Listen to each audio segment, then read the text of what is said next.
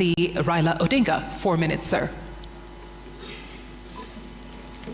Well, we know where we are as African Union, and that's why the heads of state came up with that committee on reforms, which was headed by former president, current Rwanda President Kagame. The chairmanship has now been passed over to Honorable William Ruto, President of Kenya. I have had long discussions with President Kagame when he was chairing that committee, because I was working as a high representative of the AU on issues of infrastructure. And I know the kind of frustrations that you feel working that way. I know that 93% of the resolutions that are passed by the heads of state at the assembly are never implemented. Now, some of them are resolutions which were probably not necessary. Some of them are not implementable, but majority of them are just not implemented. Some have to do with the structure and management of the AU at the headquarters. I'm not trying to pass any judgment here because I know that Mr. Paki has worked very hard to try to make the organization move forward.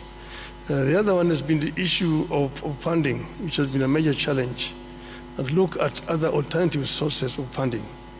When I was there as high rep on infrastructure development, we came up with a proposal to set up an infrastructure fund for Africa, and using the African resources, because many of African countries have got a lot of money in sovereign funds, from which the AU can actually borrow without having to pay so much high interest.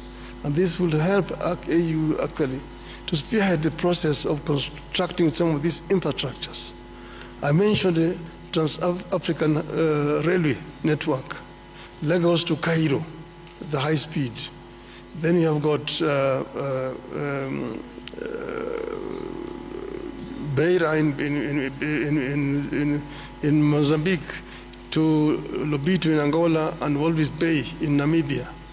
Then you have got the Lapset, which will come from Lamu in Kenya, running through South Sudan, Central Africa to Karibi in Cameroon, to create a land bridge that opens the interior of Africa and gives these landlocked countries in the continent access to the sea.